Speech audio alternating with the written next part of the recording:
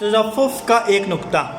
हज़रत इब्राहीम अलैहिस्सलाम ने जिन 4 परिंदों को ज़िबा किया, उनमें से हर परिंद एक बुरी हसलत में मशहूर है। मसलन मोर को अपनी शक्ल और सूरत के खूबसूरती पर घमंड रहता है, और मुर्ग में कसरत शहवत की बुरी हसलत है, और गिद्ध में हिर्स और लालच की बुरी आदत है, और कबूतर को अपनी बुलंद परवाज़ी और ऊंची उड़ान पर नहवत व गरूर होता है।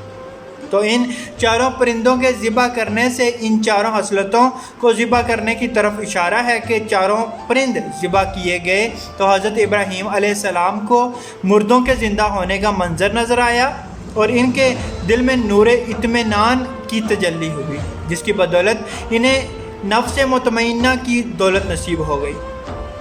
तो जो शख्स ये चाहता है कि इसका दिल ज़िंदा हो जाए और इसको नफ्स मुतमइन्ना की दौलत नसीब हो जाए, तो उसको चाहिए कि मुर्ग ज़िबा करे, यानी शहवत पर छुरी फेर दे, और मोर को ज़िबा करे, यानी अपनी शक्ल और सूरत और लिबास के घमंड को ज़िबा कर डाले, और गिद्ध को ज़िबा करे, यानी हिर्स और लालच का गला काट डाले, और कबूतर को ज़िबा करे, यानी अपनी बुलंद परवाज़ी और ऊंचे मर्तबों के गरूर व नहवत पर छुरी चला दे।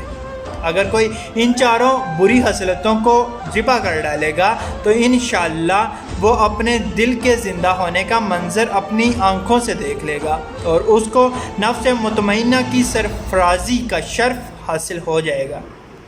तफसीरे जमल जिल्द 1 पारा 3 सूरह अल-बकरा। अल्लाह पाक आसानियाँ हासिल और तकसीम करने की तौफीक अता फ़रमाए। आमीन। जज़ाकल्लाह।